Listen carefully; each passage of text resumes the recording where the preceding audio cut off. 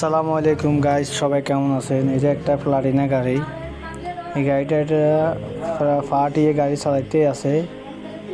ইঞ্জিনের অয়েল পরিবর্তন আমার মনে হয় না উনি করছে। এখন আমি খুলতেছি, দেখেন কীরকম মোবিলগুলো পড়ে বা আছে নাকি না আছে এটা দেখি, ভিডিওটা দেখাইতেছি এই কারণে। আসলে এই গাড়িটা আওয়াজে বলতেছে যে ইঞ্জিনে অয়েল নাই। এখন আসলে খুলতেছি, চাই দেখেন এই যে মোবিল ফিল্টার না, আশা করি মোবিলটা নাই। মোবিল না থাকার কারণে যে দেখছেন এই ফিল্টারের অবস্থা কি একদম গাতে জমে গেছে। মোবিলও নাই, আমার মনে হয় যে 100 গ্রামে পড়ে না। কাইট করতেছি, কাইট করলেও ছাই হয়নি, মোটামুটি কুদুর হচ্ছে। কিন্তু আসলে গাড়ি চালায় এরা বুঝে না, ইঞ্জিনে আওয়াজ করতেছে তো বুঝে না।